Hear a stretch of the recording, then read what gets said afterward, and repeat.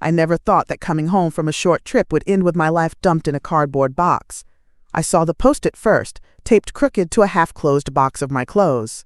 Sorry, Mom. Wife's parents moving in. No room for you. My key didn't work in the lock. The deadbolt was on. I knocked once, twice.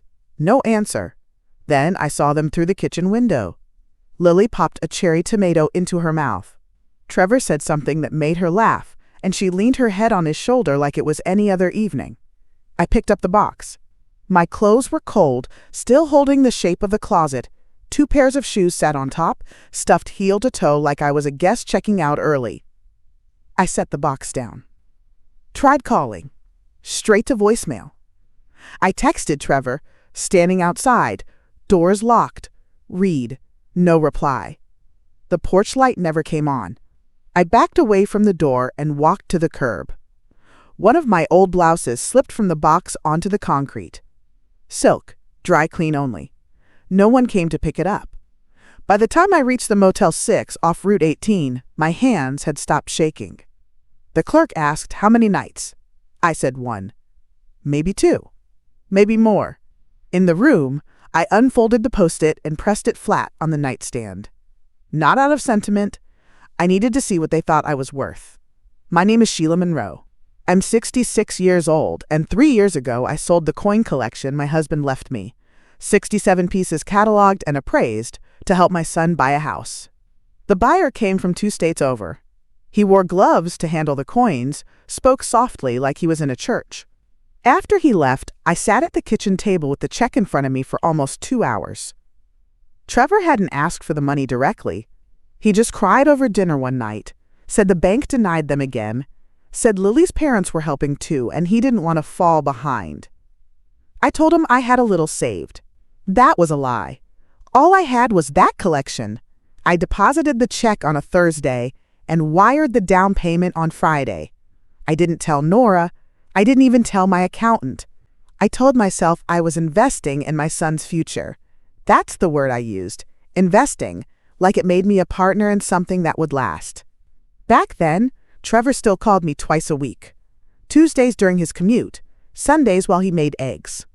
I got updates about the dog, about work stress, about Lily's bad sleep. He'd end every call with, "Thanks again, Mom, we couldn't have done it without you." I started making them freezer meals when the remodel started. I paid for the new water heater when the old one blew. I drove Lily to her appointments when she didn't feel like dealing with traffic. Every time I gave something, money, time, labor, I told myself it was just what mothers do. I never wrote anything down. Now I did.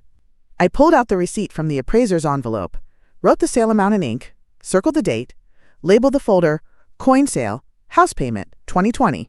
Then I opened a second folder and typed out, transfer of family wealth, no repayment. I stopped halfway through the title and changed it to debt ledger. Even before the eviction note, I had started noticing how Lily spoke when she thought I wasn't listening. At dinner, she joked to her parents about how some people just don't know when to downsize. She laughed when my winter coats went missing from the hall closet, then said, "Oops, I must have grabbed the wrong donation pile." The joke was always on me. I brought it up once, just once, and Trevor said, "She didn't mean it like that." His tone was tired, like I'd embarrassed him, like I should know better than to take things so personally. That was the rhythm. Lily would make a comment, too sharp, too specific to be a slip, and Trevor would patch it over with something vague. "She's just stressed. You know how she gets." And I'd let it go, because I didn't want to stir up drama, because we were under one roof, because I thought things would settle once the remodel finished. I started shrinking into spaces that didn't provoke her. My room, the laundry, the far end of the backyard. I made myself helpful but invisible. I even stopped baking on Saturdays because she didn't like complicated smells. The week before my trip to Portland, I offered to pick up groceries. She sent me a color-coded spreadsheet. No sugar, no gluten, no opinions. I printed it out, followed it exactly, still got a sigh when I walked through the door. Trevor didn't look up from his laptop, just said, "Thanks, Mom," like a reflex. That's when I knew the roles had shifted. I wasn't family anymore. I was tolerated. Unpaid help with a bedroom. A guest without a return date. And then, when I returned from my trip, not even that. Left on the lawn like expired mail. I taped that phrase onto the second folder. It wasn't legal language, but it felt accurate. I added a section. Incidents. Verbal property loss. I listed the coats. The donation mix-up. The holiday argument where Lily said, "Some people just get stuck in the past." I wrote each entry like it mattered in court. Because maybe, eventually, it would. Later that night, I called Nora from the motel bed, still sitting upright with my shoes on. The room smelled faintly of bleach and something older beneath it. She picked up on the second ring and said, "Hey, stranger."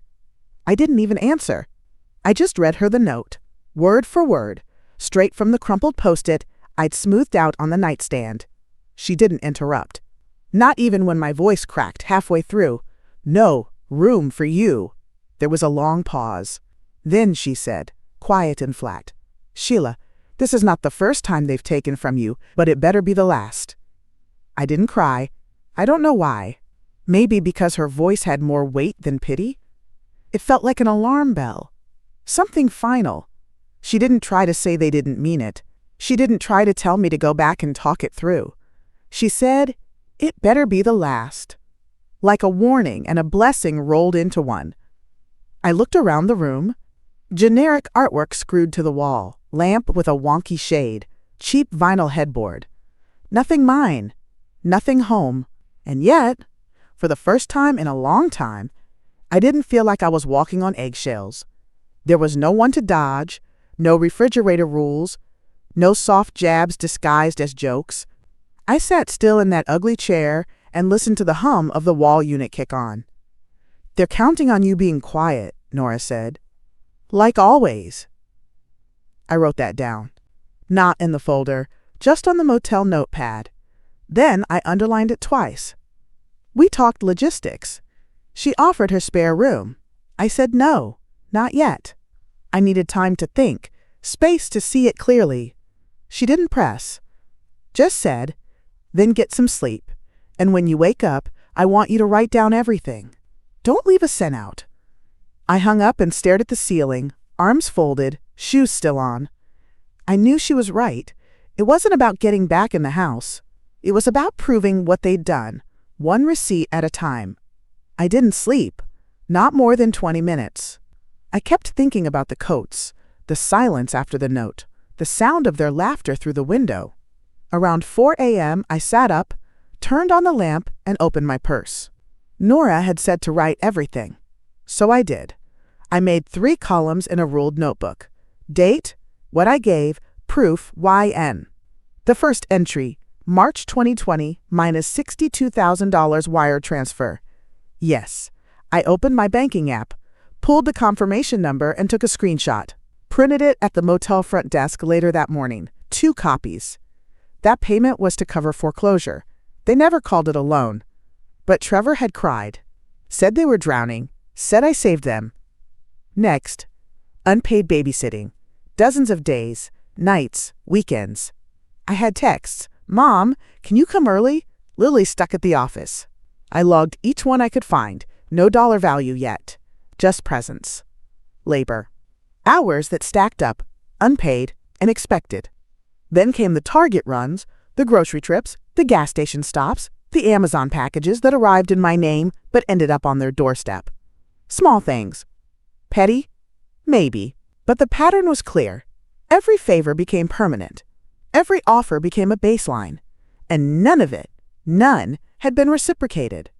When I hit the 6th page, my hand cramped. I shook it out, kept going. I remembered the day Trevor asked if he could borrow my Costco membership because theirs had lapsed. I wrote it down. I remembered Lily snapping at me when I asked why she removed the family photo wall and replaced it with her diploma display. I wrote that too, under a new section, Erased Presence. I wasn't just pushed out. I was being removed in pieces. Quietly. Systematically. By 9 a.m. I had a folder full of copies. Bank records, babysitting texts, Venmo screenshots, credit card charges. I renamed the motel's Wi-Fi folder on my laptop to house theft. That's what it was. Not a misunderstanding. Not family tension. Theft. And I was finally documenting it. The first red flag came wrapped in urgency and false gratitude. Lily calling from the kitchen, saying the tax issue couldn't wait. She'd made coffee and poured it into my favorite mug, the one that said "Best Mom Ever" in peeling pink letters. She smiled too much that morning, too brightly, like someone performing kindness instead of offering it. Trevor stood behind her, arms crossed, not speaking. The folder on the table was slim, already open to the signature page. Lily said, "It's just temporary, Sheila. A title transfer helps with property taxes. Everyone does it." She made it sound like a paperwork shuffle, a quick fix. "You'll still be on everything that matters." I should have said no. I should have asked my own lawyer. But Trevor added, "We talked to a guy. He's solid, family attorney, helped my friend Mike's parents too. I asked to see the full document." Lily said it was dense, but highlighted the parts that looked harmless. "This clause just makes it easier to refinance," she said. "You're still protected. We'd never do anything without you." I remember the pen shaking slightly in my hand. Just a title, not the trust, not the will, just a name shift, they said. For taxes. For ease. I signed it. The man they hired, Derek, or Darrell, I can't remember, sent me a PDF that afternoon. No explanation, just a subject line. Final transfer document, signed. I downloaded it, flagged the email, and forgot about it. Back then I was still making dinner on Thursdays, still folding Lily's laundry when she left it in the dryer, still pretending her size weren't weapons. Now I reopened that document on my motel laptop and reread every word. Buried, on page 7. Beneficiary occupancy rights to remain in effect, unless otherwise vacated voluntarily. Voluntarily. That word burned. They'd pushed me out and now could claim I'd left by choice. I printed it, drew a red box around the clause, made 3 annotated copies, and stapled them to the front of a new folder. Deed transfer. Legal vulnerability. By mid-June, the calls stopped. Not faded. Stopped. The silence wasn't an accident. I texted Trevor a photo of a cracked tile in the hallway I'd noticed before I left for Portland. No reply. A week later, I sent a Happy Father's Day message with an old picture of him holding Noah in the kiddie pool. The photo was marked read, but nothing came back. That's when I checked Instagram. Trevor had posted a photo of the kitchen under construction, white quartz counters, new pendant lights, a caption that read, "Remodel in full swing. Couldn't have done it without a little family inheritance. Cool." My throat went dry. I clicked the comments. Friends congratulated him. Someone asked if it was his grandparents, money. He replied, "Something like that." They'd blocked me. I checked Lily's page too. Same thing. My account couldn't see her profile anymore. Nora confirmed she could still see both. That wasn't an oversight. That was a wall. Built brick by digital brick to keep me out. But I knew what family inheritance meant. I hadn't died, but they'd gone ahead and spent like I had. That money wasn't from Trevor's grandparents. It was the second refinance I signed off on last year. They said it was to pay off Lily's student loans. I'd agreed because they promised the equity would stay in the house. And now it was in countertops. I logged into my account with the annuity company, pulled the refinance record, saved the amortization schedule and disbursement ledger. Then I printed the remodel photo, added it to the new folder I'd labeled Equity Drain. I wrote underneath in pen, "Photo posted June 16th. Kitchen remodel. Source of funds misrepresented." They hadn't just shut me out emotionally. They'd erased the paper trail behind them. But they forgot one thing. I still had every transaction ID, every receipt they ever forwarded to me for record keeping. They could ghost me, but they couldn't undo the digital proof. And now I was cataloging every bit of it before they figured out how far I was willing to go. In early July, Nora called me mid-morning, her voice already shaking. "Sheila," she said, "you need to sit down." I was at the laundromat, folding pillowcases that still smelled like the house. I told her to say it. Whatever it was, I'd hear it standing. She'd found the listing. Lux Homestay. A 5-night minimum, high-end short-term rental. My address. My house. The photos were staged like a magazine spread. Neutral throws, soft lighting, fake plants in ceramic pots. Then came the photo that turned my stomach. My bedroom, walls repainted, my headboard still there, but stripped. The wedding quilt I'd made in, 84, the one with stitched corners and initials, folded at the edge of the bed like some rustic antique. They had turned my life into a rental brochure. I clicked through the listing myself. Charming, mid-century home with luxury spa touches. Great for families or professionals needing a retreat. In one shot, I could see the tea set my mother gave me, now paired with a white tray and bottled water. In another, the old armchair from the reading nook was posed next to stacked magazines and a faux fur blanket. They hadn't even bothered to remove my things. They'd just renamed them. The rate was $265 a night. I checked the calendar, booked straight through the next 2 weekends. My room, rented, profiting. I printed every image, screenshot the reviews, the host name, the license number. I noticed the listing didn't mention the word owner once, just hosted by Lily. That made my hands go still. I printed her host profile too. Her bio ended with, "I believe home is a feeling, not a place." I started a new folder, Commercial Use Violation. Added the city's short-term rental policy I found online. Highlighted, owner must reside on premises.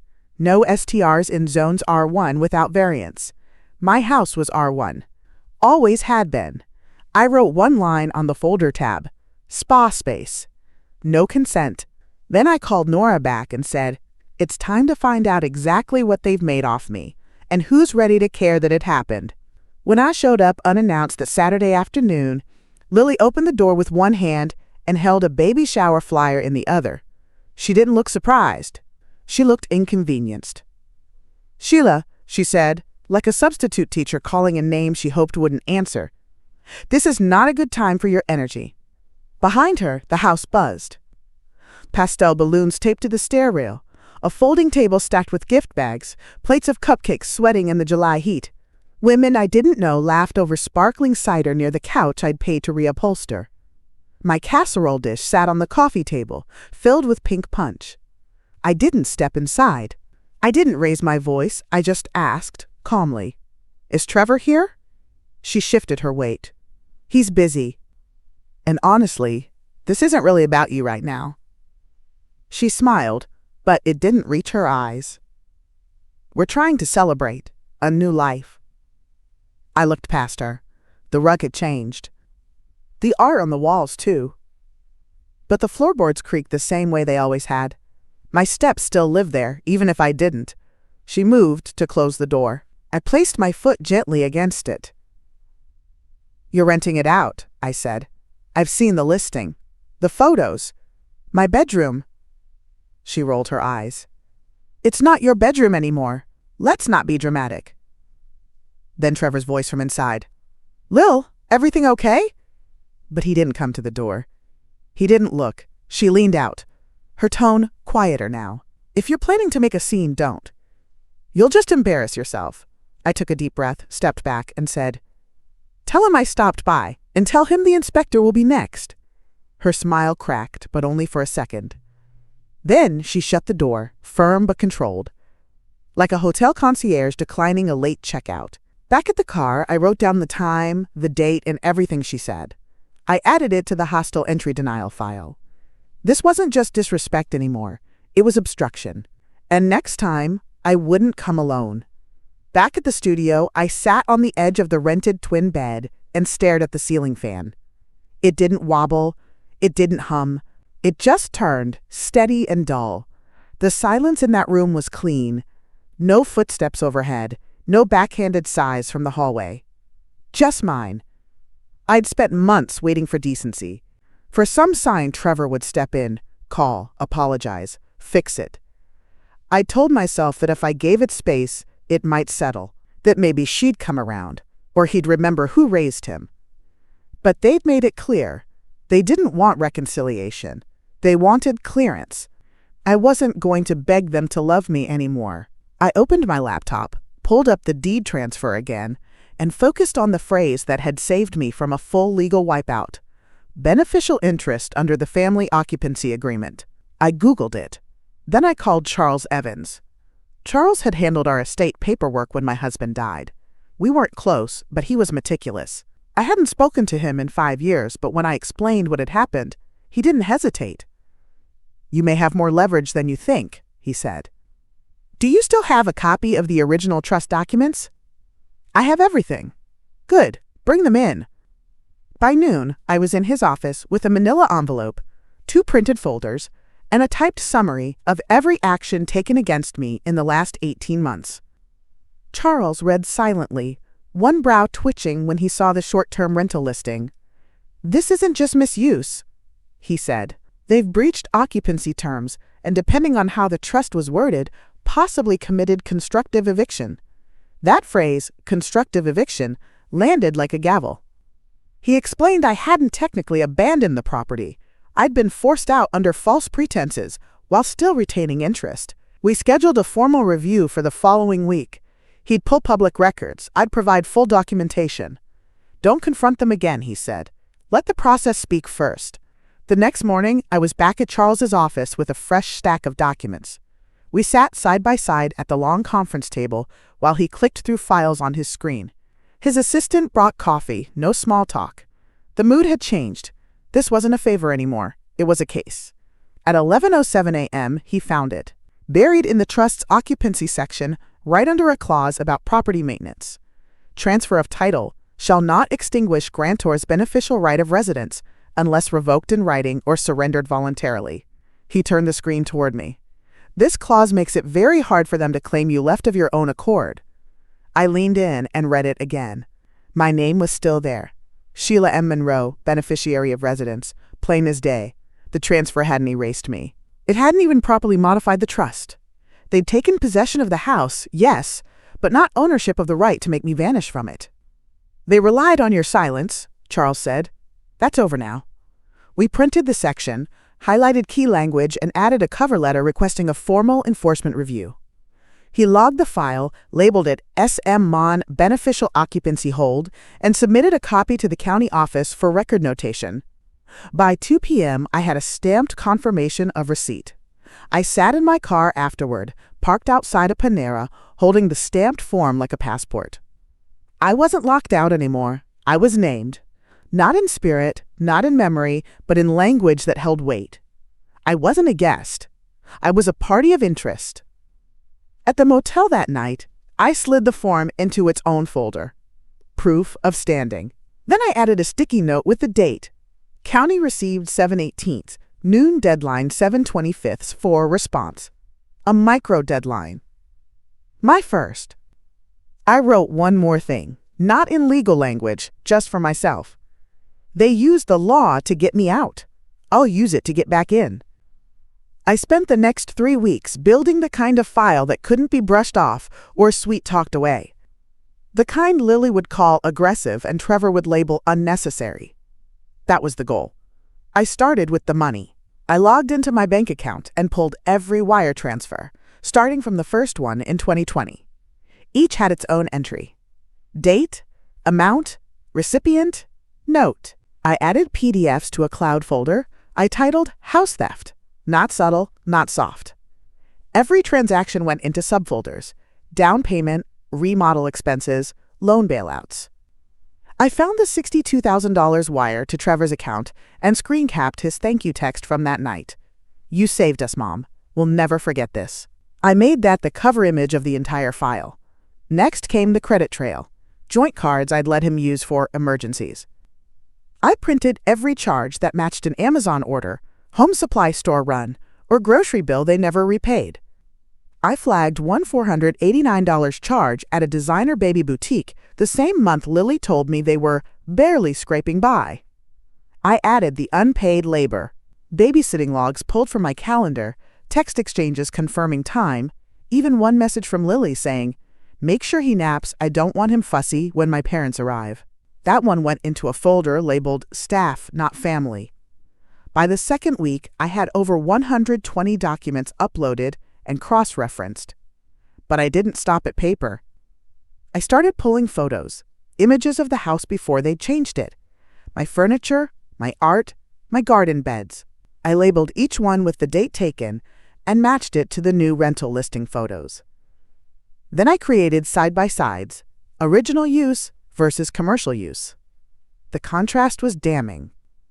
On day 18, I recorded a short video, just my voice over the file. I narrated what each section showed, calmly, like reading an instruction manual. I didn't ask for sympathy. I laid out facts. At the end, I said, "This is what exploitation of trust looks like. And this is how it ends." By mid-August, Nora came through again, this time with a connection that shifted everything. She'd kept in touch with Mr. Fernandez, a former neighbor and now a senior official in the city's community development office. The same man who'd once helped fix a sidewalk dispute behind our fence was now the person in charge of short-term rental compliance across 3 districts. She called him. Told him everything. We met the following Tuesday in a municipal building that smelled like printer toner and old carpet. Mr. Fernandez remembered me right away, asked how I was doing, but I didn't sugarcoat it. I showed him the Lux Homestay listing, the photos of my wedding quilt, and the zoning map showing the R1 designation. He nodded through it, took notes, then said, "They don't have a permit, that's a start." He called in a compliance officer named Jamie, who reviewed the listing on her tablet, right there at the table. This is an unauthorized short-term rental. If the owner isn't present on site, they're in violation of zoning, permit, and tax code. I handed over printed copies of everything: rental calendar, screenshots, the screenshot of Lily's host bio. Jamie stamped the intake form and gave me a file number, number 2208ZV314. I wrote it down, then underlined it twice. "Next step is inspection," she said.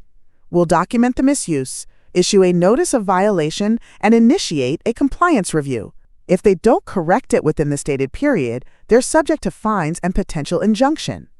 "How long does that take?" "Depends how loud they get," she said. "But once it's in the system, they can't ignore it. We'll send a certified letter and follow up in person if needed." Back at the motel, I added a new tab to the house theft folder, Code Enforcement, uploaded the intake receipt, the case number, and a transcript of our meeting, typed from memory while it was still fresh.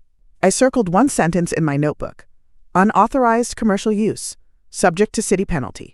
On September 2nd, I walked into the post office with 3 sealed envelopes and a plan carved clean down the middle. 1 copy for their address, 1 for the city's legal department, 1 for my records. The clerk weighed the envelope, affixed the green certified mail sticker, and slid it across the counter with a receipt stamped 10:43 a.m. inside the envelope. A formal letter drafted by Charles Evans, co-signed by me. It began with notice of breach of occupancy agreement and intent to liquidate property. Every word had been measured twice, trimmed of emotion. It cited the trust clause, the beneficiary rights, the zoning violations, and the illegal commercial use. Then came the deadline. I will arrive with a licensed real estate agent to conduct an interior walkthrough on September 5th at 12 p.m. Any obstruction will be documented and included in the final sale petition. I signed it in ink, no apology, no salutation. They had 72 hours. Back at the studio, I watched the tracking update change from pre-shipment to in-transit. I added the certified receipt to my folder. Then I packed a clean outfit and laid it flat across my bed. Pressed shirt, hard-soled shoes, the bag Charles had once called my executive purse. I charged my phone, printed 3 fresh copies of the occupancy clause, and confirmed the walkthrough time with the agent. Her name was Krista. She'd sold 3 properties on my block. I liked her because she didn't blink when I told her I was executing a reentry on legal grounds. She just said, "I'll bring my clipboard and a camera." That evening, I called Nora. "They'll try something," she said. "I hope they do," I answered. Before bed, I checked the listing one last time. The house was still up for rent through the fall. No mention of pending sale, no removal of photos. My bedroom, still labeled Serene Spa Suite, was priced higher on weekends. At 11:58 a.m., I pulled up to the house I hadn't set foot in for 5 months. Krista was already waiting, clipboard in hand, real estate badge clipped to her collar. Charles arrived seconds later, briefcase in tow, suit pressed, eyes unreadable. Behind him, Jamie from code enforcement pulled up in a city car. The timing wasn't luck, it was coordinated. What I didn't expect was the barricade. Lily stood in the doorway, arms spread, belly round under a flowy peach dress. Her hair was curled, makeup fresh. She looked more like a hostess than a homeowner, but her eyes told the truth. "My parents just flew in from Arizona," she said breathlessly. "We're preparing for the baby. This isn't a good time." I stepped closer. "It's exactly the time. You were notified." She glanced over her shoulder, then back at me. "You can't do this, Sheila. You're ruining our lives." Krista stepped forward. "We're here for a walkthrough, not an eviction. Let us in, or we document refusal." Lily's voice cracked. "I'm pregnant." Charles didn't flinch. "And you're in breach of trust conditions and zoning law. You've monetized a property under false occupancy while denying access to the grantor." From inside, I heard Trevor's voice, muffled. He wasn't coming to the door. Jamie made a note on her pad. "Ma'am, you're obligated to comply. If you block entry, that becomes part of the violation report." Lily stepped aside 2 inches. Not enough. I didn't wait. I walked past her. Inside, the air smelled like lavender and lemon cleaner. 2 staged. The living room had been rearranged. Furniture I hadn't picked, pillows I didn't recognize, but the layout was still mine. My fingerprints were in the bones of this house, even if they'd polished over them. Krista began snapping photos. Charles opened his folder. Jamie recorded the entry timestamp. Lily stood frozen at the edge of the hallway, clutching the flyer for the baby shower like a protest sign. I didn't look at her. I walked straight to my old bedroom and turned on the light. I stepped into the bedroom and froze, not from hesitation, but calculation. Every detail had changed, yet the bones were still mine. The paint was pale gray now, the bed frame replaced, but the window latch still stuck the way it always had. The mark from where I'd once bumped the wall with a laundry basket? Still there, under a coat of thin primer. Krista stood beside me, taking wide shots with her phone. "We're logging all current furnishings and conditions," she said, her voice clipped, professional. "We'll match it against pre-rental images and document the alterations." I pointed to the closet. "They gutted it. It used to have cedar shelves." She took a photo. Charles joined us, flipping through documents in a stiff leather folder.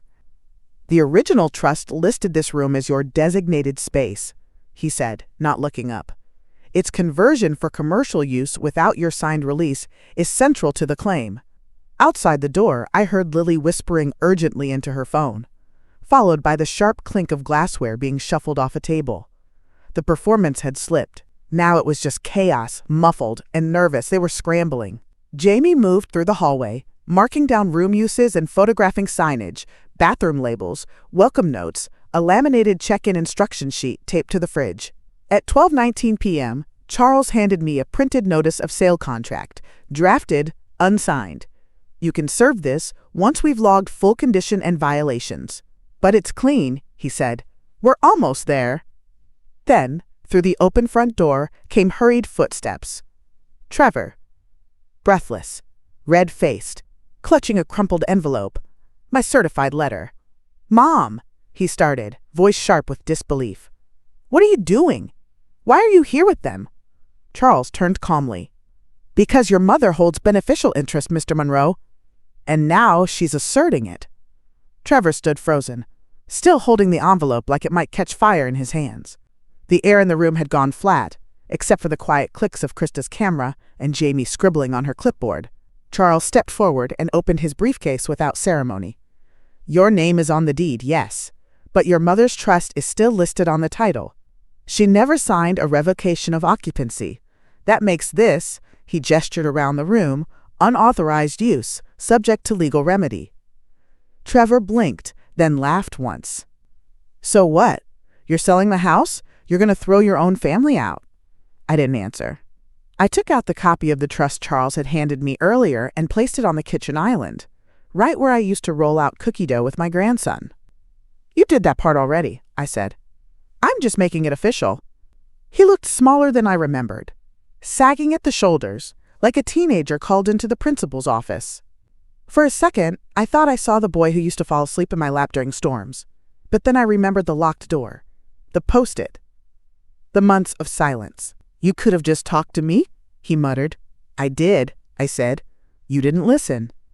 Charles slid the unsigned sale notice across the counter. "We'll give you time to consult counsel. But this is happening. You've breached terms, repeatedly." Trevor didn't touch the paper. He just looked at me again, eyes wide, as if waiting for me to crack. I didn't. He was expecting the mother who forgave everything. What he got instead was a woman with a case file, a lawyer, and a camera crew. That evening, I unlocked the door to my new condo. 2 bedrooms, paid in full, no one else's name on the deed. The air was quiet. Honest. I walked straight to the window, opened my purse, and placed the photo of Marcus and me on the sill. Our wedding day, 1981. He wore a gray suit that never fit quite right. I had a veil that kept blowing sideways. We were laughing. Next to it, I set the signed offer contract. Trevor's signature at the bottom, forced but legible. Charles filed the paperwork 2 hours earlier. The sale was in motion. I stood there for a moment, palms flat on the counter, absorbing the stillness. Not relief, clarity. They would pack their things. The city would find them. The house would change hands by winter. I hadn't shouted. I hadn't begged. I'd kept records. I'd followed through. I made a cup of tea, turned off my phone, and watched the streetlight flicker on. Somewhere across town, Lily was rewriting the story in real time, trying to make herself the victim. Trevor would keep his head down and wonder how it unraveled. But I had the truth. Signed, notarized, and enforceable. I lifted my mug, looked at the photo, and said, "No room for me?" Then I smiled. "No house for you."